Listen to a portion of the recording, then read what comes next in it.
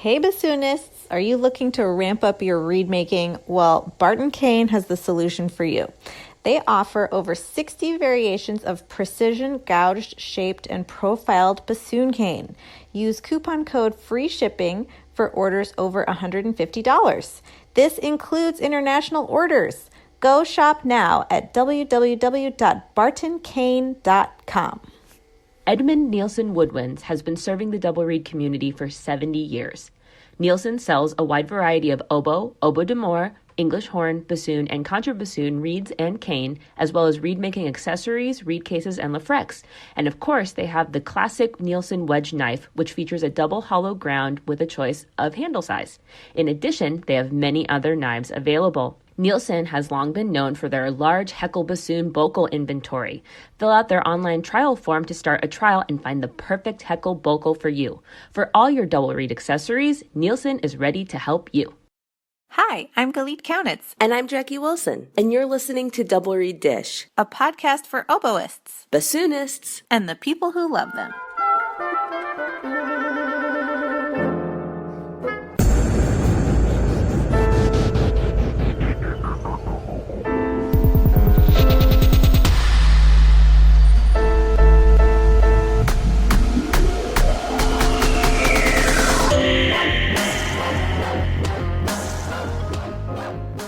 So to all of our listeners who complain about having a hard time telling us apart on the podcast, your wishes have come true. I've arranged something for you, and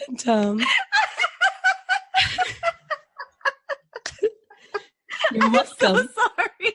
I'm laughing at your pain. I'm so sorry.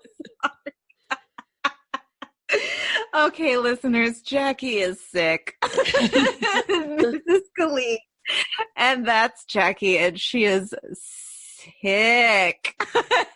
Super sick. I'm so sorry I'm laughing at you. I can't help it. Well, and I'm trying really hard not to laugh along because every time I laugh, I break into a coughing fit.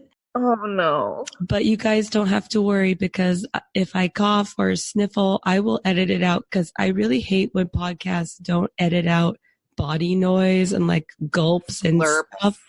I hate that because it's very easy to do for the record. It's very easy editing. So I'll do that for you. I got your back. This really sounds like easy listening radio to me. I'm sorry.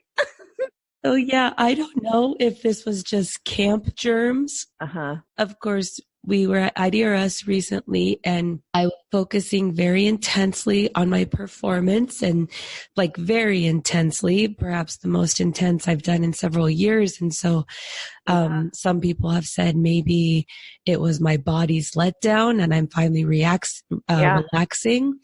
Or right after IDRS, I went back to teach the final 2 days of LSM. And I don't know if I just got some camp germs or what, but I am toe up sick, y'all. This is no joke. And the sad thing is I come back and in like less than a month, I'm playing Dead Elvis and Soldier's Tale. And so I don't have time to not be practicing. And for those of you who play the bassoon, you know, Dead Elvis has all these crazy high E flats and high E's. Oh, no. I can play. It's just my embouchure is so weak. They're like so flat. It's not even funny. Oh, no. Oh, Adventures in Quarter Tones. It's very nice. I sound really dead.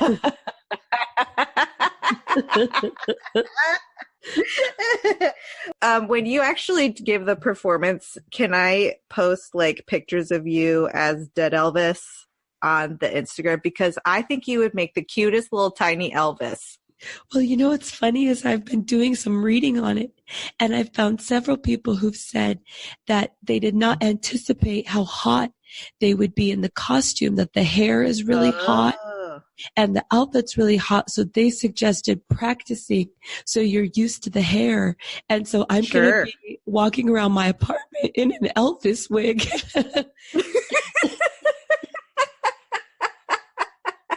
Could you please send me a picture of you just walking around in your jams and your Elvis wig?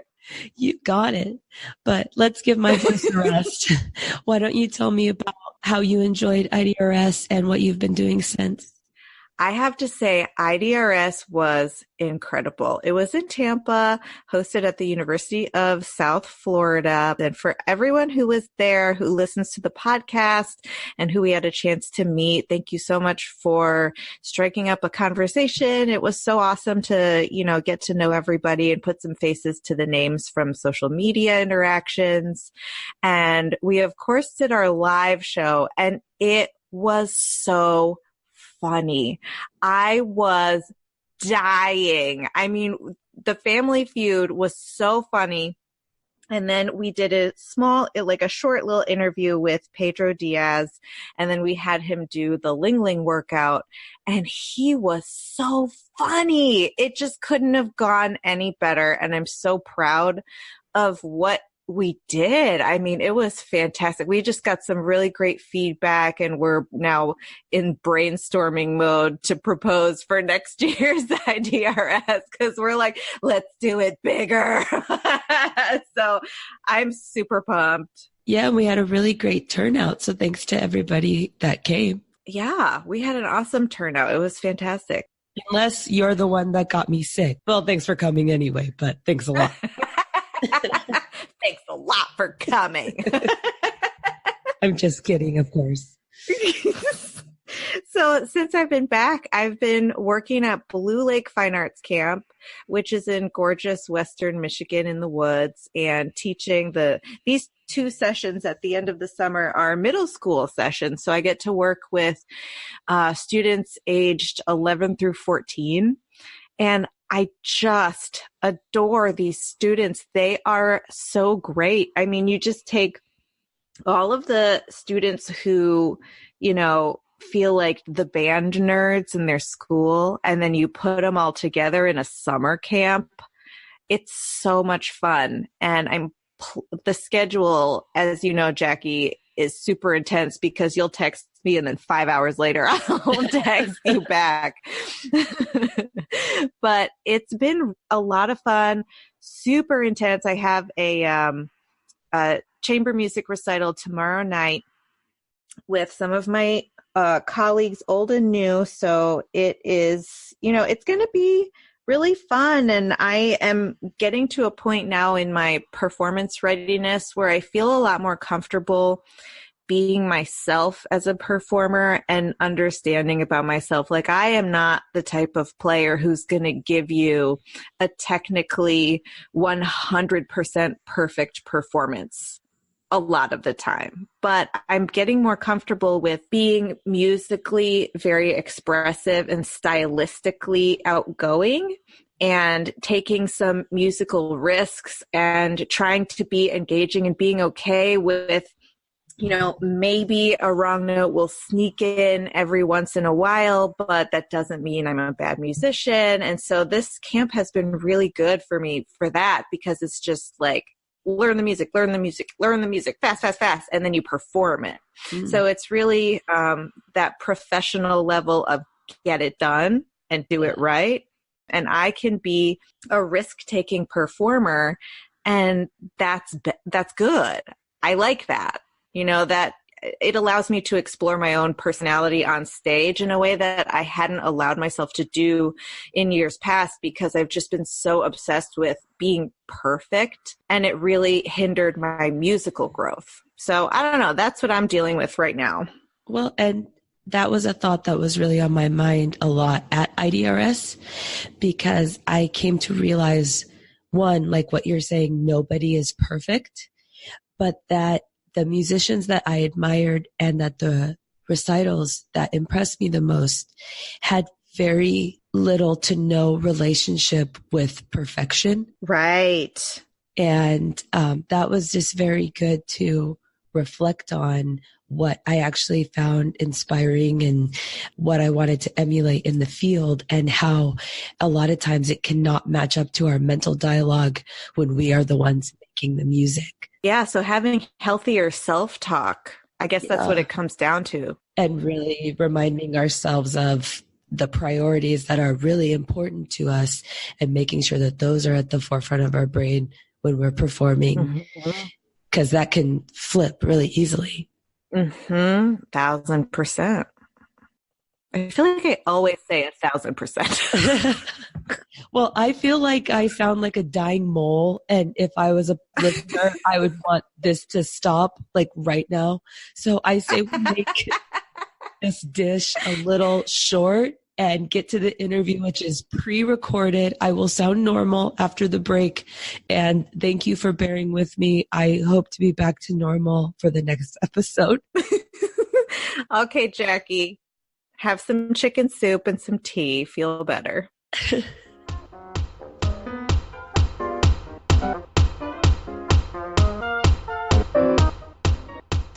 So I want to talk to you guys about Singin' Dog Double Reeds. Singin' Dog Double Reeds is an online double reed shop and one of the largest suppliers of high quality and affordable professional and student reeds for oboe and bassoon in the USA. Visit them at www.singindog.com to see all of their products, and you'll be glad you did. That's Singin' Dog Double Reeds. This wouldn't be a double read podcast if we didn't talk about knives and knife sharpening. Since day one, Genda reed knives have been the highest quality and the sharpest reed knives on the market, and Genda Industries has been a driving force in educating double reed players on how to sharpen and maintain their reed knives, since it is the single most important tool in our reed making kit. Now, Genda has launched a full line of sharpening equipment to meet your sharpening needs.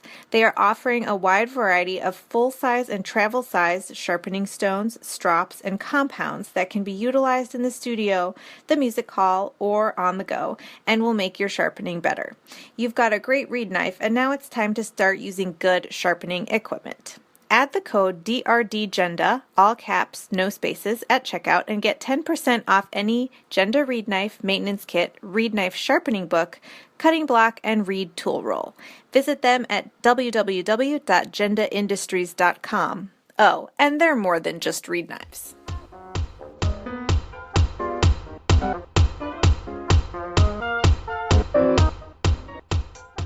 We are welcoming today Associate Professor of Bassoon at the University of North Carolina School of the Arts, Saxton Rose. Welcome, Saxton. Thank you. Hello.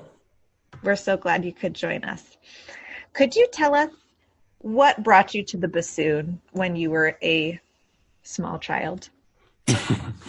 Well, I wasn't so small. I was, I think, 16 or 17. Oh, wow. I was in high school playing the saxophone and not doing a great job of it and not too into it. And our orchestra director, Frank Listina, came into the band room and asked if anyone wanted to switch, and also said that you wouldn't have to do marching band. So I was like all in. Sign me up. Yeah. And so this other guy, another saxophonist, Ed O'Dwyer, and I just switched that day, and he was way better than me the first few weeks. But I started to get some lessons, and I still can't imagine how my mom paid for bassoon lessons at that point. Still a mystery to me, but I started playing, got into it. But it seems like such a missed opportunity that your name is Sax and you're playing the branding. I just wanted to avoid all the jokes that my classmates were throwing at me. So talk to us about how you came to get more serious about the bassoon and pursue it as your profession. Well, I was just incredibly lucky. I grew up in Libertyville, Illinois. It's a suburb of Chicago. And they just had this terrific public music school program, just one of the best in the States. It was just complete luck. And so there just was great stuff happening all around me, a lot of good influences, a lot of good students. And so, I switched to the bassoon. I started to listen to classical music. I was playing guitar in a rock band at that point and started listening to Shostakovich and Stravinsky. And I was like, this is way cooler. And then I went to University of Colorado Boulder for my undergrad. And at that point, I really wasn't sure that I wanted to do music. I started as a BA and was taking art classes. I thought maybe architecture. I was just really didn't know what I was going to do. But I had this experience actually after my freshman year of college at the Rocky Ridge Music Center. It's a music camp in Estes Park, Colorado. And I played a Brahms symphony for the first time, and I played the Beethoven piano quintet and some great chamber music experiences, and just, kind of fell in love. And so after that camp, I came back to my sophomore year at Boulder, just fired up, switched my major to Bachelor of Music, and just went full steam ahead. Tell us more about your journey to orchestral playing and teaching. Yoshi was a great influence at the beginning. My teacher, Yoshi Ishikawa at Colorado, I had never really seen what a professional music career looked like. And I thought that was a pretty cool life. And so at that point, I think a lot of students, I thought that kind of an orchestral job was really the career path, and then you might wind up being a teacher at some point. So I guess I was kind of focused on that, but definitely wanted to teach at some point in my career. Yeah, so I just, went through school. I had this incredible experience in Europe between my first and second years of my master's degree. I got to go and did a bunch of courses and master classes there, and then wound up coming back to study with Stefano Canuti in Italy for a couple of years after that. And I came back to the States. My wife and I went to CCM for a year to start our doctorates. And beginning of my second year there, I won the job in the Puerto Rico Symphony. So that was, that was my first real gig. And then after 5 years we were there, we had our first child, and we're kind of looking to get back to the States for a number of reasons. And then I started looking for teaching jobs, and this one came up. I'd love to hear a little bit about your time studying in Europe, and if that compared or contrasted to higher ed music education in the United States, and if you felt that gave you a little bit unique perspective. That just seems like a really unique experience that an American classical musician doesn't typically get to have. Yeah, I'm glad you asked that. It changed my life completely. I really don't think I'd be a professional musician without that experience, not just because of the experience of being there, but mainly because of Stefano's teaching. But yeah, I encourage my students to try to get over in some respect, anywhere really, but there's so much great playing and teaching going on in Europe. For me, all my favorite players and recordings, I just wanted to sound like some of these players in Europe. And the playing in America was not exactly what I wanted to sound like, or the style. A lot of incredible players, obviously, but I just kind of gravitated towards maybe that sound or style. So I was trying to get over there somehow, and this was a long time ago. I'm going to date myself, but I had to write a letter on paper to a number of teachers over there, and I got some flyers back and some information about courses, and I put together this the whole summer of kind of traveling from one course to the next with Gustavo Nunez and then Sergio Cezzolini and Stefano Canuti.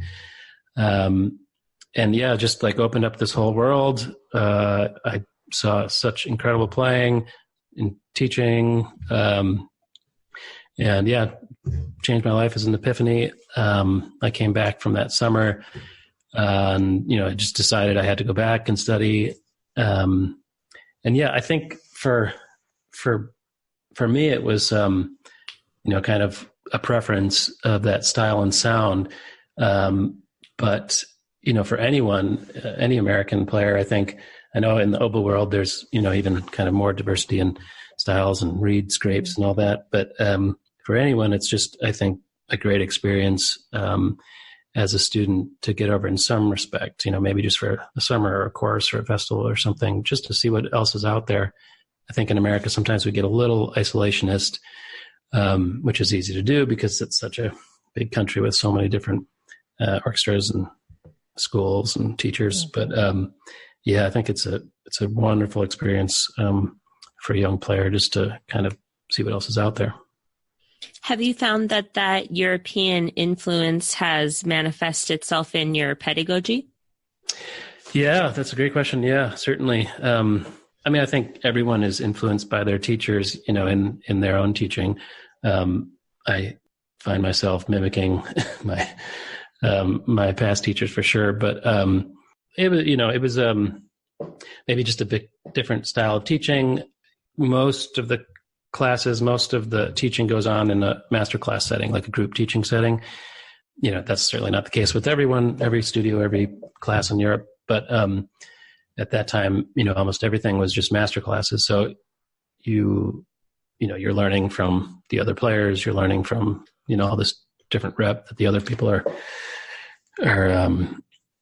playing. You see your teacher teaching younger students, older students.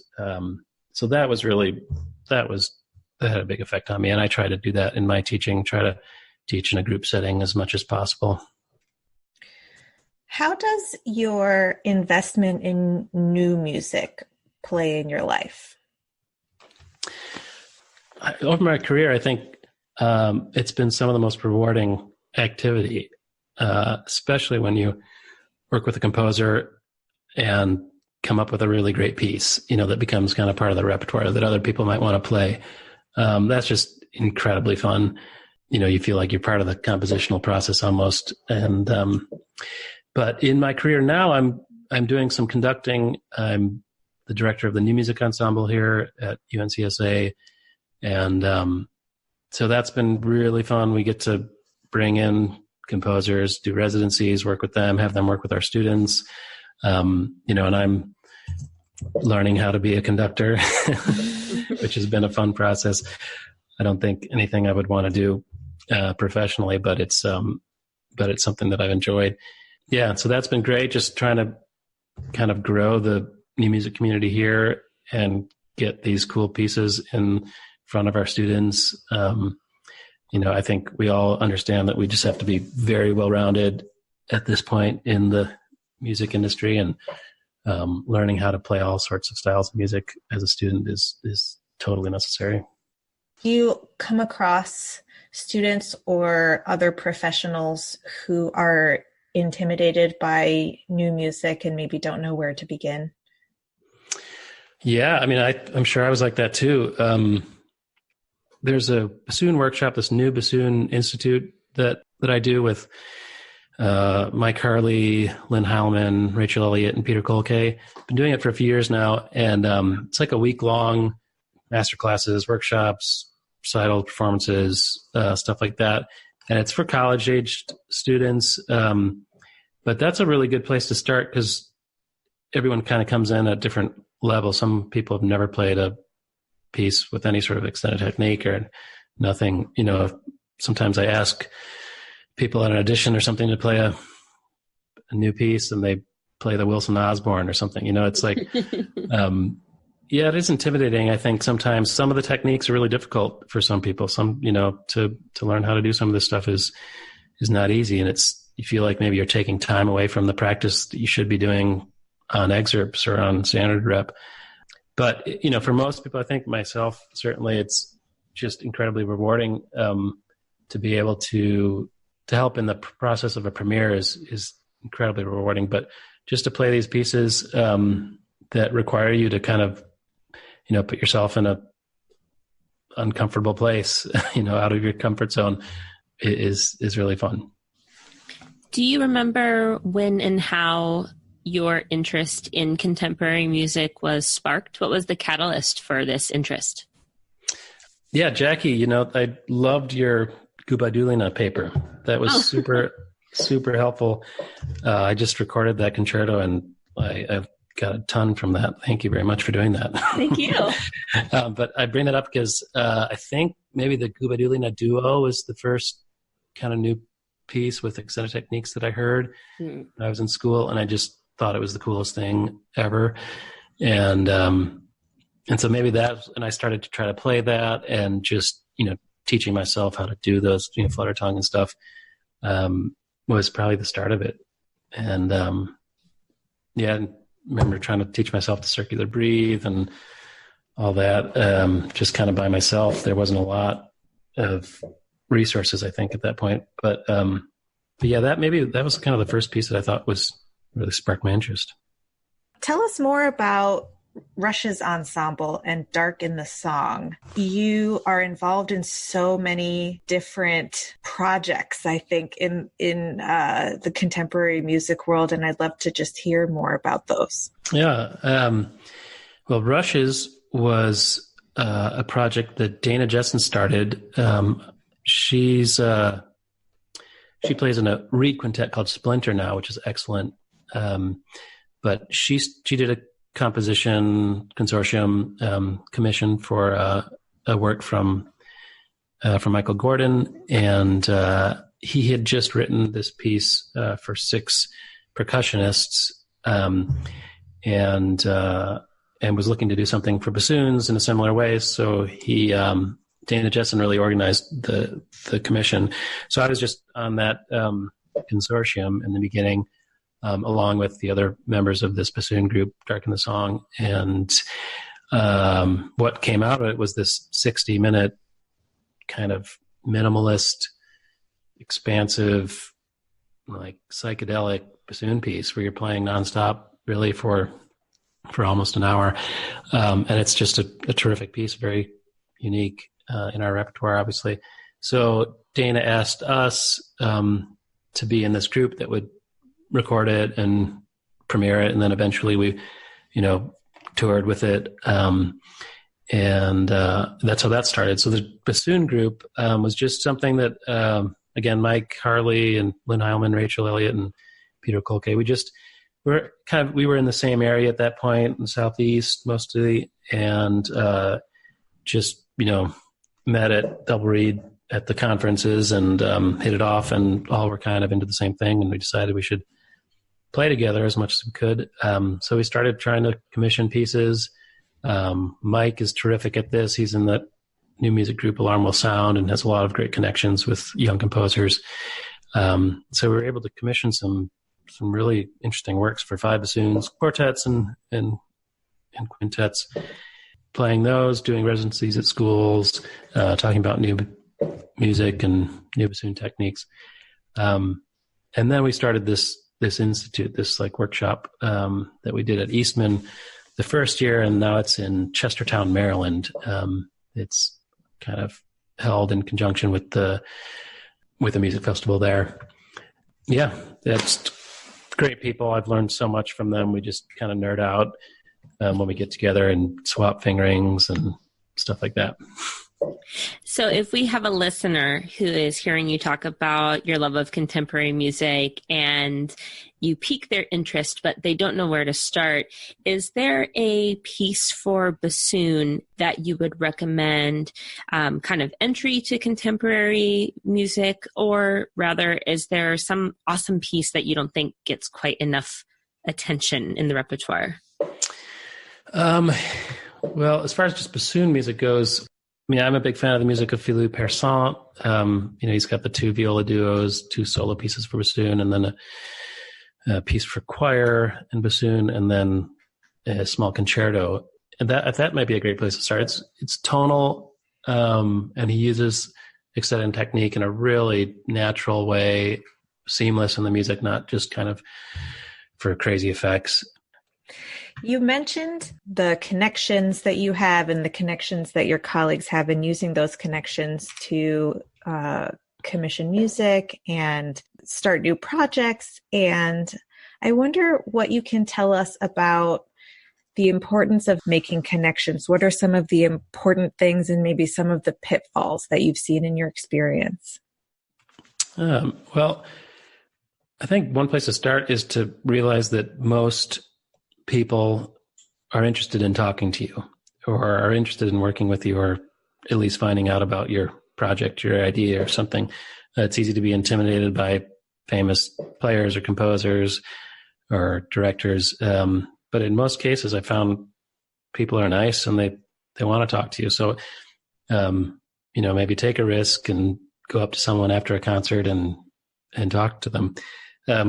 It helps to have an idea, have a project, And so if you've got something that you'd like to do, if there's an arrangement or a commissioning project or something, it obviously helps to have a good idea to talk to someone about. But yeah, I would kind of take the risk and send out that email or go up to someone and start a conversation.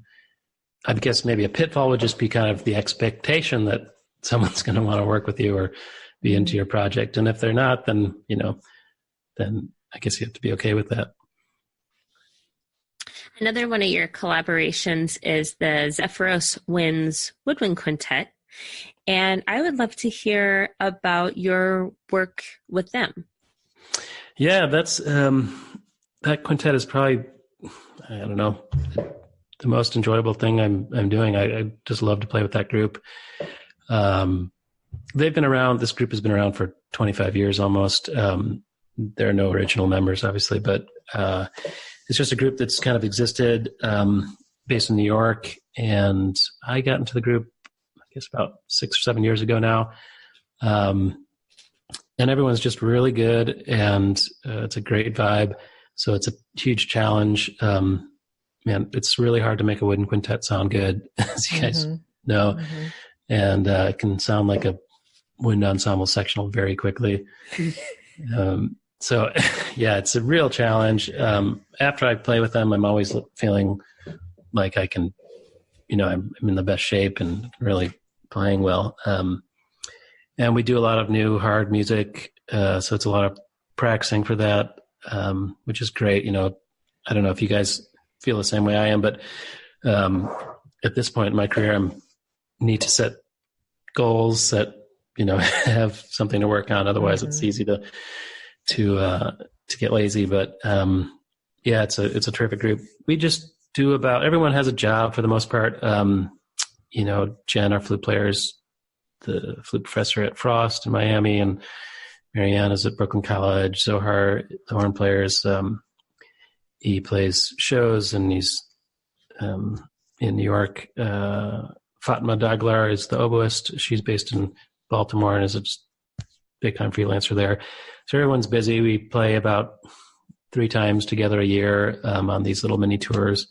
But it's a great thing. It's really, really been a terrific challenge and a positive thing for me recently.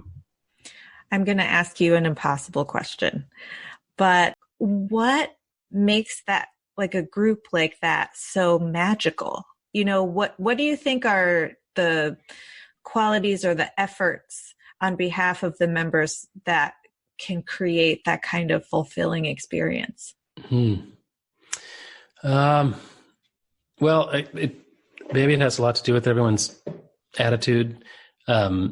When you play in a group like that with no director, we're there because we want to be, and we're playing the music that we want to play. In the orchestra, sometimes it's not a great experience because it's not the music you want to play, or the director you don't like, or you haven't chosen everyone in the ensemble. And so in this group, we are all there because we want to be, and playing the music that we want to play, playing the venues and the concerts that we want to play. And so everyone's just kind of all in, and it's a really good vibe. I don't know. Certainly another part of it is that everyone's good. Everyone plays really well. And, if I'm not super prepared and on my game, then, it's going to be tough. So we all kind of show up ready to go. And so, yeah, it's extremely fun. And some of that music is just, you don't play it often. We just played the Harbison Quintet a bunch of times this year. And I wasn't so into it at the beginning. But after playing it a bunch and really learning it with the group, it's just fallen in love with it. It's such a huge and complicated, but like incredible piece. So when Galit and I are preparing to interview someone, we go through their biography and we prioritize things that we want to talk to them about. And as we were preparing for your interview, we noted that you have these chamber collaborations that you're very involved in, and you're also very active as a soloist. You are principal bassoon in the Winston-Salem Symphony. You are a pedagogue, and you're an academic. And that is a lot. And you're, to state the obvious, and you excel in all of these areas. And so I would first like to ask how you go about honing each of those areas in a way that doesn't neglect any other. Advice on becoming this kind of fully faceted musician. I would love to figure that out someday. Maybe I will. You let us know, okay? Yeah, I'll let you know. You've done interviews with all these great players. I'm sure you probably know more than I do. It's so hard, balancing like all these different projects, but also life in general, and being a good husband and father, and having time to yourself and all that. I don't know. I'm sure we all struggle with this. Sometimes you feel like you've got it figured out, and then you look at your calendar and you're like, oh my gosh, I didn't know that concert was next week. But yeah, I mean, I think this is, another reason that I wanted a teaching job after playing the orchestra, was that I just need a lot of variety. And for me, that's what's the most interesting thing about being a musician, is playing in a lot of different groups, a lot of different situations, a lot of different places, and traveling and meeting different people. So for me, that's what keeps things, interesting. I think if I were just playing in an orchestra, or just teaching, or just, trying to make it as a soloist or something, that I wouldn't be happy or fulfilled. But yeah, I don't know how to balance it yet. I don't know. Do you have, because we only have so much time in the day, and your practicing probably has to be incredibly efficient. How do you warm up in the most efficient way, and how do you structure your practice session so that you can squeeze every last bit out of that time? Yeah, that's the challenge. Well, I get the most, for me, if I practice in the evening, I don't accomplish nearly as much as if I practice in the morning. Mm-hmm. So I try to practice in the morning as much as I can, because I know that time is better spent. And then in warming up, I get out the bassoon and I walk like in circles around my office, just warming up, going through scales and this kind of articulation exercise I do. But if I walk around a bit and, stop in front of the mirror, check my fingers out, look out the window, I don't get as bored. So if I were just to sit down, in front of the stand and try to go through a whole warm-up thing, I think I'd quit real quickly and start playing the piece, Mm-hmm. And then, for me, slow practice is really helpful. And so if I practice for 15 minutes, really thoughtfully and slowly, I get much more out of it than if I were to just try to put the metronome on and start cranking it up. I'd realize that about myself. And then I have to make a lot of reeds, because I like new reeds, and it also is kind of a motivator for me, playing on a good reed all the time, having new reeds coming in. If I've just got a bunch of old reeds that I don't like sitting around, I'm much less likely to practice. That's another thing for me. That's a great point. So as you think back over the history of your career, are there any memories of a past performance, solo, orchestral, whatever, that stand out as glory moments that you look back on and think, oh yeah, that was awesome? Well, actually, maybe it was the first concert I played with Zephyros. Might have been at Skidmore College, Zankel Hall there. That one I was really, really, I don't know. It was. I know that we played really well, and kind of played in the moment. Sometimes you're just kind of hanging on for dear life and doing your best, and sometimes you feel like you can, I don't know, be outside of the group a little bit, and be a lot more engaged. In that performance, I remember we were all just looking at each other, all making music, responding to something that someone did. There's a lot of kind of, extemporaneous stuff happening. I remember that being particularly fun. Any of those performances where you do feel like in the moment you can really be there and respond to people's, or like be watching the conductor the whole time and doing whatever they want to do, or be responding to your colleagues in the section or something. And that's always fun. Mm-hmm. Are there any perhaps hilarious or embarrassing memories that you'd like to share with us from being on the stage? Yes. Yay! Not that I'd like to share. Yeah. Yeah, I have absolutely the most embarrassing situation in my life that makes me cringe just thinking about it now, which I'll tell you because why not? You can edit it out later, right? Yes. Sure. With Puerto Rico Symphony, we were playing this gala concert, and we were playing just a bunch of opera arias. Una Fortiga Lagrima was one of them. And I won't name this conductor, but we started playing, the harp was playing, and he looked up and put 4 fingers up like it was going to be in 4 and started conducting in 4, and it just didn't go well. I didn't know where to be, and we played a couple measures and had to start over. It was terrible. Oh no.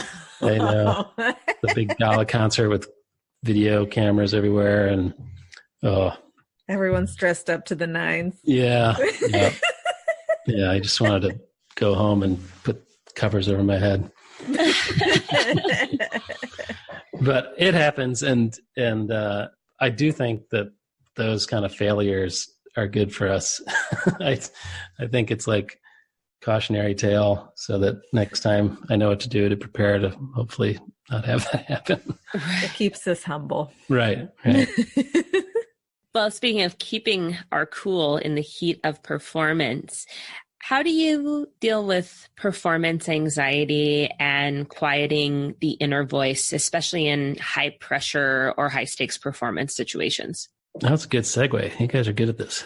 Wow, thank you. That was Galit who said that. Just kidding. It was Jackie. Nice try. Well, I think firstly, it's really helpful for me to realize that everyone struggles with this, and so if I'm feeling particularly nervous for something, I'm certainly not alone. Something we all struggle with at some point, I'm sure. For me, I do like to have a performance day routine. I'm sure you've heard a lot of these, but I warm up, play a little bit in the morning, eat a big lunch, take a nap, and then exercise.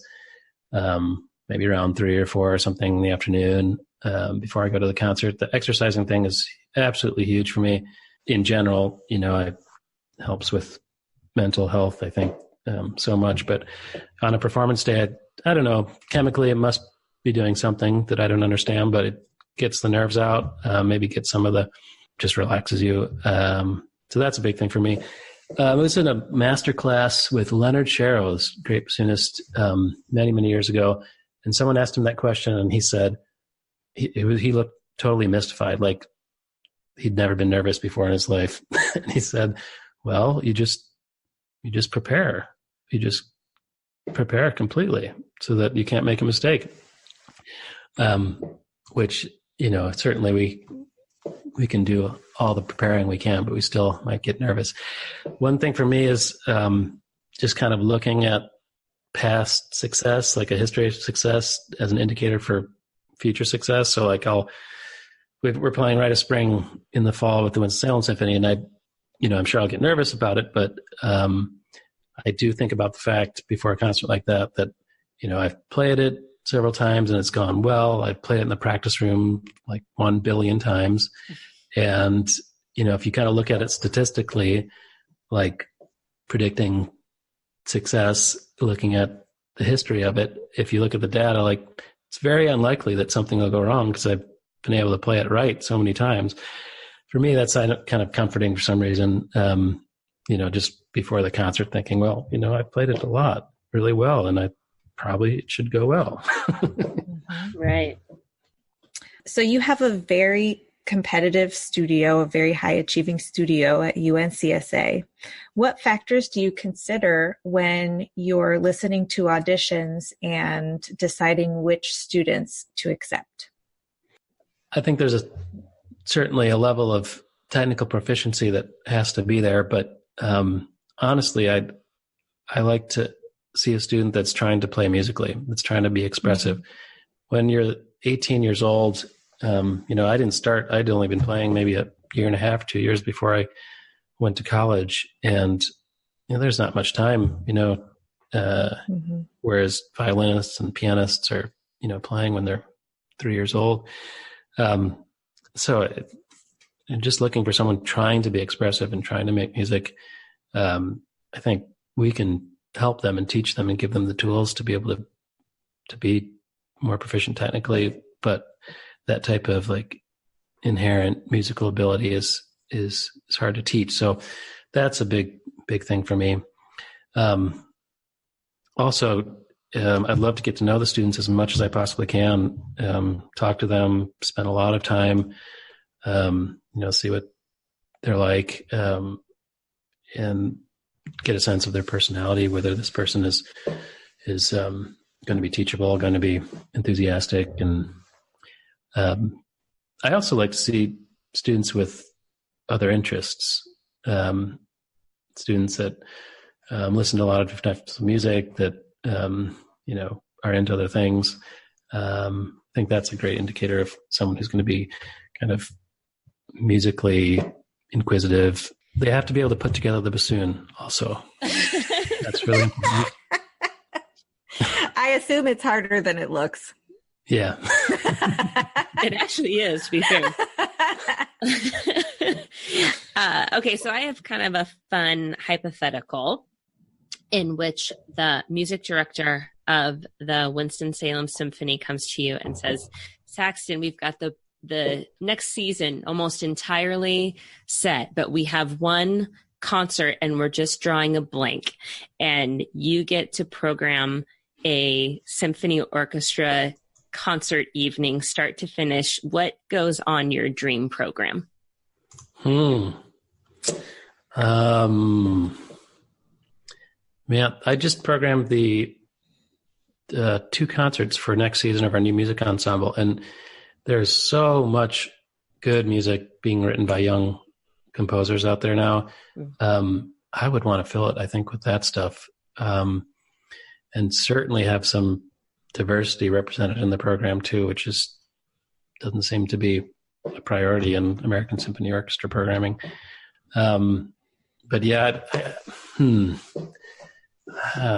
let's see. Well, I can just look at some of the pieces that we're doing next year. There's a composer, Zosha Di Castri, who I love, and Missy Mazzoli, and Sky Maclay, Charles Peck, Sarah Kirkland Schneider, Viet Cong. Yeah, I don't know. I'd have to think about a specific program, but I think that would be my directive. Awesome. What is your advice for a young musician who aspires to have a career like yours? Well, I think, as I said before about the auditioning students, that kind of a real broad, diverse set of interests is important. It's not that all we do is sit in the practice room and, play Marriage at Figaro. So it's, as you guys know very well, doing this podcast, we have to know how to do a lot of things well. Maybe it's recording, maybe it's doing video or podcasts, or being an engineer, or being an administrator, knowing how to write a good email or grant proposal. So maybe just a lot of influences, courses in other areas in writing especially, and then kind of looking at your interests. If you are interested in history or theory or administration or something, pursuing those too at the same time. Yeah, that's what I think what I would say. And then, looking beyond just kind of a career in the orchestral world, so that maybe that's part of your career, but that you're also playing a lot of chamber music and doing arranging or looking at, all sorts of different kind of areas in the musical field. Saxton, this has been such an awesome chat. To close, we'd love to hear about some things on the horizon for you that you're excited about that are coming up. Well, I'm going to Prague next week. There's a little festival there called Amaropa. I did last year. Johanna Pennington, you know her? Oh, yeah. Yeah. She's going to be there. We're going to play the Villalobos duo, some other stuff. That'll be fun. And then that Nika Muli concerto I'll do in the fall. That was a piece that Mike really spearheaded, Mike Harley. He got in touch with him, and somehow Nika wanted to write a bassoon concerto. It's incredible. But I was part of that commission, and so we'll play that here at UNCSA in the fall. I'm looking forward to that. Well, Saxton, thank you so much. This has been such a great chance to talk to you, and you sharing your experiences and insights with us. Thank you so much for being on the podcast. We really appreciate it. Oh, thank you. It's such an honor. I appreciate it.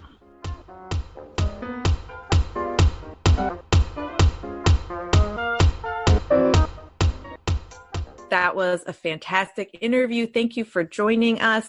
Our next episode features Margaret Marco, professor of oboe at the University of Kansas. As always, you can find us on all of the social media, including Facebook, Instagram, and Twitter. And to listen to the podcast, you can find us on SoundCloud, Google Play, iTunes, YouTube, or wherever you like to listen to podcasts. It's time to end this nerd parade. Go drink Airborne and get lots of vitamin C.